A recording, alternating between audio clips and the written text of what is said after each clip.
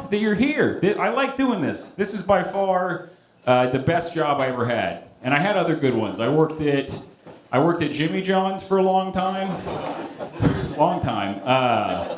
I was a bicycle guy, and they called me Lance Armstrong because I was abusing drugs at the time. And it was a good. No, I like this though. This is a very odd job. This is a weird. When I was a kid, my dad would always go, Connor, very important, you dress for the job you want. And I'd be like, what does a guy who owns a laser tag look like, right? That's what I would... my dad has a lot of sayings. That's like, I think that's how he parents. He just says sayings instead of like listening to me, which is a good... If you say a saying, people think you were listening, right? If your kid goes, I'm sad, you go, aim for the stars. It sounds like no one's on board. Okay, good, I like that. That's a good... He would aim for the stars a lot. What else would he say? He'd say an apple a day keeps the doctor away. Do you guys know that one? Okay, all right, I didn't know it gone mainstream. What else would he say? Oh, he'd say this all the time. He'd be like, Connor, you gotta be a veterinarian to touch a dog like that. That's another thing that he was always saying that. And I don't know what, that one's a riddle. I don't know what it means. I never cracked that one, but. That was a lot of fun. I'm just kidding. Obviously, I'm normal. I'm allowed to own dogs. And me and my wife got 2 dogs. I got one dog. He's a brown dog. And then the other dog, I got a 3-legged dog. I wasn't trying to. I wasn't like, that'll be great. Here's what happened. I went to the shelter with my wife, and she's a good person. So she said, we just want any dog. And then the guy at the shelter goes, we got a dog that just broke its leg. And at that point, it's hard to be like, we want any regular dog. Like, you can't. So I go, okay, let's get that one. And then he goes to get the dog. He said, we got a dog with a broken leg. So I prepared myself. I thought it would have like a cast on. That's what I thought other dogs would write, have a great summer on the, that's what I was ready for. He brings out this dog, just no leg. I was like, how broken is it? I mean, this is crazy.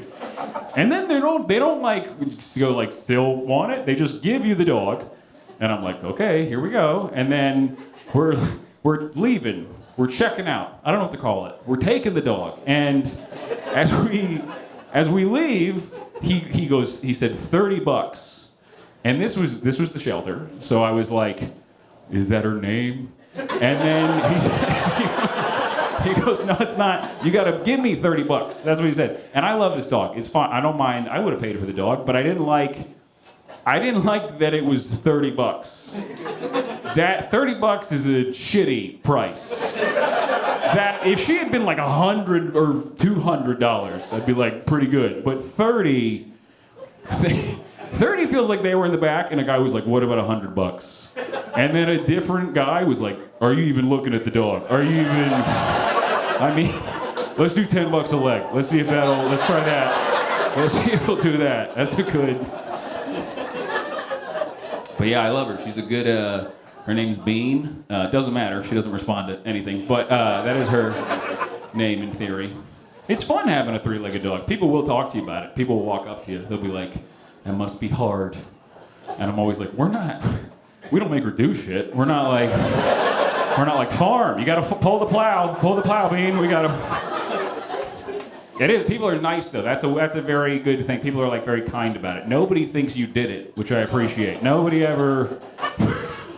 Man, we had it. If I had just not said that last thing, that joke was going so good. You know what I mean? That's a good. What else is going on? I met a gay magician recently. Thank you. I thought I reserved a seat for him. I thought he was going to be here tonight, but he seems to have disappeared. No, that's not. Okay. They should seriously cut the mic for me saying that. I did meet a gay magician. I was asking him what his name was. It was Mike.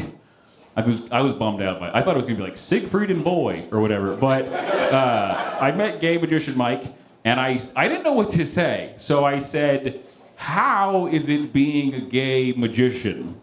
Which Sounds like it's my first day on Earth when I say shit like that. Like that, not good small talk. But he said, this blew my mind. He said it's hard to be a gay magician sometimes because straight magicians can be very judgmental, which I don't like that, right? It's not nice to be judgmental. Also, it blew my mind that magician, not a safe field for gay guys. I thought that was a slam dunk. I thought that was a top 3 gay guy job. I thought it went magician, ice skater, and then like leader of Canada. I thought any gay guy could.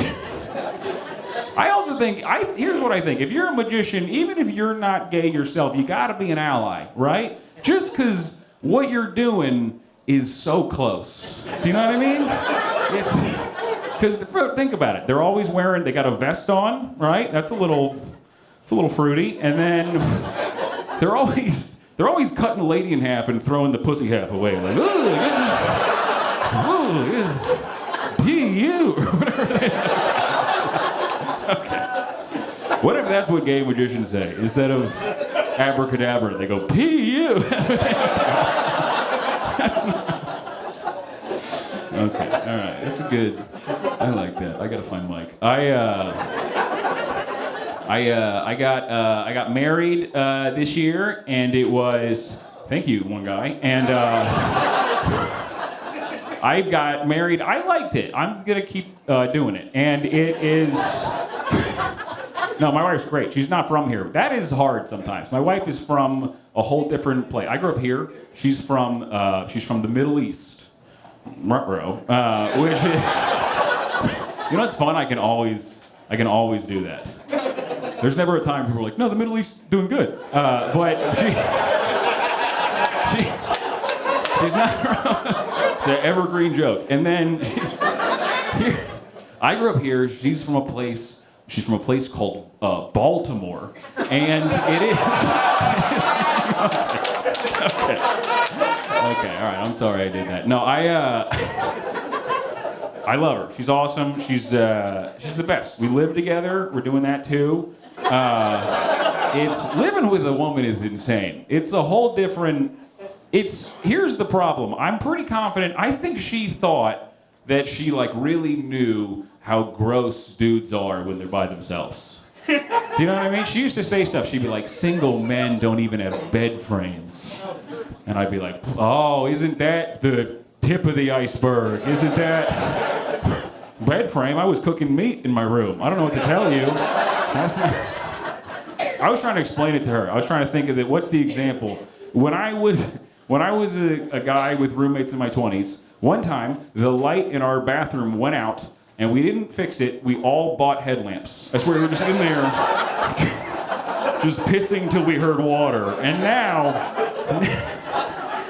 I live with a beautiful lady who says stuff like, well, these are beach towels, not bath towels. And I'm like, I pissed in every sink. I don't know what are you talking about? I love her though, I do. I'm trying to, she's got skills I don't have. She can fall asleep just anytime she wants. That anytime she goes, good night, moon. And then I love her. She sleeps like she has a head injury. I've never seen anything like it. It's crazy behavior. And here's the problem. I just get jealous because I don't sleep well. And I try to do all the same stuff she does, right? I put my head on the pillow. I'm like, come on, let's get some rest. But then my brain goes, hey, you want to hear some crazy shit right now? That every night it's like there's a drunk guy in a bunk bed right next to me. That's what it feels like. I go to sleep. He goes, what if your dick is weird but nobody said anything? I go, all right, that's not. All right, I'm Connor Larsen. You guys are so great. Thank you very much for having me.